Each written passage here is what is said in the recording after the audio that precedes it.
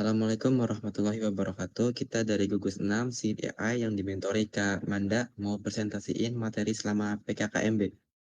Anggotanya ada Nur Sidi, Farid, Ridwan, Adrian, Saidi, Istiqomah, Zahwa, Maisa, sama Rezadia. Jadi di hari pertama ada sosialisasi kegiatan akademik. Di situ dijelasin kalau ada dua kelas reguler sama kelas karyawan. Di kelas reguler jadwalnya dari Senin sampai Sabtu jam 8 pagi sampai jam 4 sore. Terus ada kelas karyawan dari Senin sampai Jumat. Jamnya jam setengah 7 malam sampai jam 10 malam. Buat pelaksanaan KBM-nya itu tatap mukanya 2 sampai 4 SKS. Waktu per satu SKS-nya ada 50 menit. Kalau buat ujian ada 2, UTS sama UAS. Kalau UTS dilakuin kalau udah 7 kali pertemuan kuliah. Kalau UASnya 14 kali setelah pertemuan kuliah. Selanjutnya nanti bakal jelasin sama teman saya. Saya akan melanjutkan, perkenalkan nama saya Farid. Saya akan melanjutkan sosialisasi visi misi tujuan strategi Stikom. Pada tahun 1993, Yayasan Poltek Indonesia Cirebon mendirikan PTS Akademi Diploma 3 yang bernama Amik Poltek Cirebon dengan 2 prodi, yaitu Manajemen Informatika dan komputerisasi akuntansi. Lalu sekitar pertengahan atau akhir tahun 2001 berubah nama menjadi Stikom Poltek Cirebon. Dan selanjutnya adalah visi. Mewujudkan sekolah tinggi sebagai pusat pendidikan unggulan berbasis Information and Communication Technology di tingkat nasional pada tahun 2025. Dan selanjutnya ada misi. Yang pertama adalah mencetak tenaga profesional yang mandiri dan mampu menerapkan ICT di dunia kerja. Yang kedua ada melaksanakan penelitian berkualitas sesuai kebutuhan. Yang ketiga melaksanakan pengabdian masyarakat. Lalu yang keempat ada menjalin kerjasama yang baik dengan lembaga terkait. Baik. Terima kasih. Selanjutnya akan disampaikan oleh teman saya. Selanjutnya saya akan melanjutkan presentasi hari pertama PKKMB. Sosialisasi visi misi tujuan strategi Stikom. Tujuannya yaitu 1. Menghasilkan lulusan, 2. Menghasilkan penelitian, 3. Menghasilkan program pengabdian, dan 4. Menghasilkan kerjasama. Dan lanjut ke slide yang selanjutnya, yaitu Stop Bullying, Start Loving. Membangun kampus aman dan penuh kebersamaan. Menurut KBBI, bullying dikenal sebagai penindasan atau riset, yaitu segala bentuk penindasan atau kekerasan yang dilakukan baik sengaja atau berulang oleh salah satu atau kelompok yang bertujuan untuk menyakiti dan dilakukan secara terus-menerus. Dalam perspektif HAM, tindakan bullying jelas melanggar nilai HAM karena merendahkan martabat korban. Dan ada beberapa jenis bullying, yaitu 1. Fisik, 2. Verbal, 3. Sosial, dan 4. Cyber. Dan seterusnya akan dilanjutkan teman saya. Baik, saya akan melanjutkan materi yang disampaikan. Nama saya Istiqomah. Faktornya ada individu, keluarga, lingkungan, sosial, dan budaya. Kemudian pencegahan bullying yang pertama, individu. Berani speak up atau berkata tidak. Yang kedua, temenan sebaya, mendukung korban. Yang ketiga, kampus, yaitu menyediakan konseling.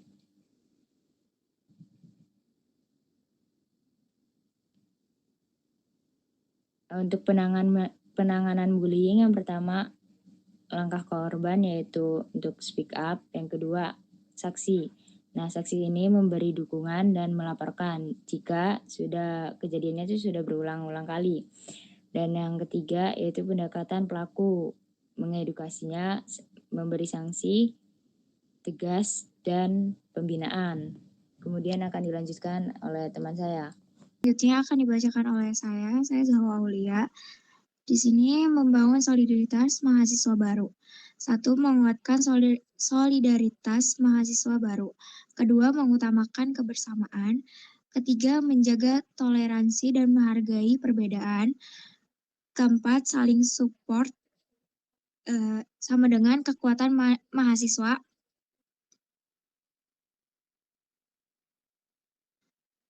Dan di sini ada dilanjut materi hari kedua, yaitu Signaling in Total Future, the Role of Technology in Modern Dentistry. Di sini peranan teknologi dalam kedokteran gigi. 1, itu yang langkah pertamanya itu diagnosis yang lebih cepat. Itu diperlukan prosedur perawatan gigi. Yang kedua, akurasi yang lebih tinggi sama dengan memperoleh prosedur kedokteran gigi yang lebih presisi. Ketiga, pengalaman pasien yang lebih baik, mengurangi rasa sakit dan ketidaknyamanan selama prosedur. Oke, selanjutnya akan dijelaskan oleh teman saya. Oke, selanjutnya akan dijelaskan oleh saya, Maisha Imani. Selanjutnya ada radiografi digital menggunakan sinar X dengan detektor digital dosis radiasi lebih rendah, menghasilkan gambar lebih jelas dan hasil lebih cepat. Contohnya adalah Röntgen panoramik, Röntgen scintilometry, dan CBCT. Lalu selanjutnya ada intraoral kamera, yaitu kamera kecil yang dimasukkan ke dalam rongga mulut untuk menangkap gambar gigi pasien secara langsung. Selanjutnya ada intraoral scanner, alat untuk memindai kondisi rongga mulut secara digital, menggantikan cetakan gigi manual, menghasilkan model digital 3D gigi dan rahang.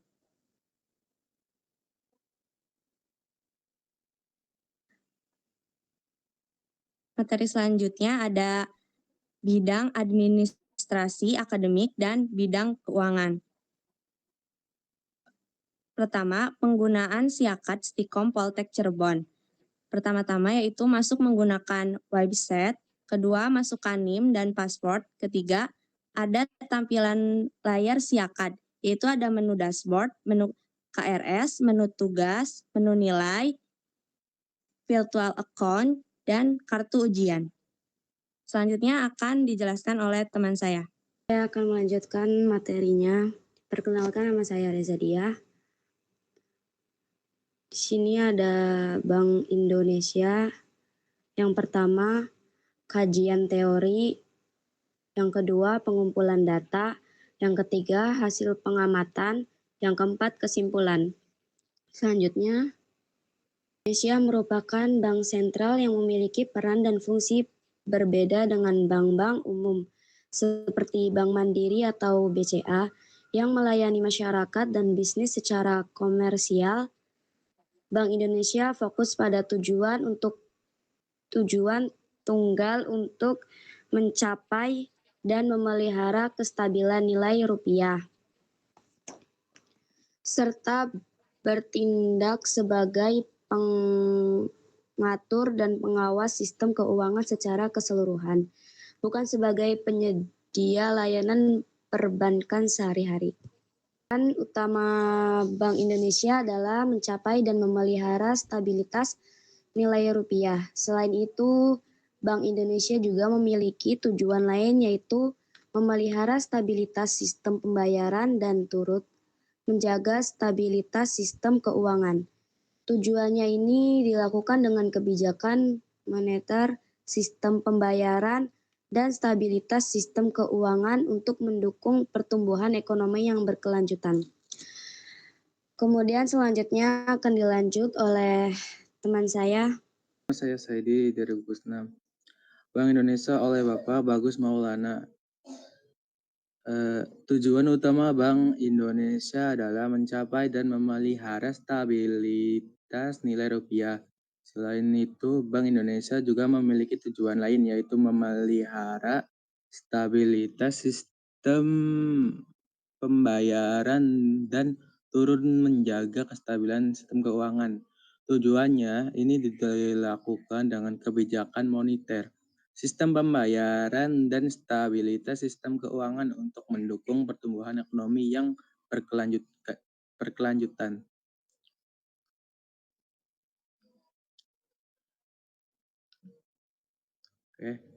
Tugas Bank Indonesia adalah menetapkan dan melaksanakan kebijakan moneter, mengatur dan menjaga kelancaran sistem pembayaran, serta mengatur, mengawasi bank dan mengatur DA menjaga kelancaran sistem pembayaran.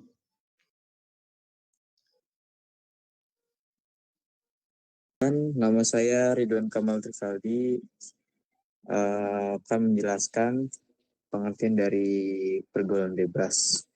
Jadi pengertian pergaulan bebas dapat diartikan sebagai tindakan atau sikap individu atau kelompok yang tidak terkendali.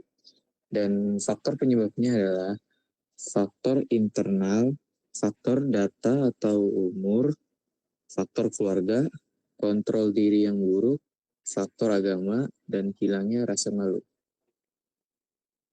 Lalu selanjutnya, dampak-dampak dari pergaulan bebas adalah yang pertama gangguan mental, depresi, rasa bersalah, penurunan harga diri, konflik identitas, dan gaya hidup yang tidak sehat. Selanjutnya untuk cara pencegahannya, yang pertama ada self-awareness, kesadaran diri. Selanjutnya ada self-boundaries, dan yang terakhir ada persetujuan. Dan sekian dari kelompok kami, kurang lebihnya mohon maaf apabila ada kesalahan kata. Wassalamualaikum warahmatullahi wabarakatuh.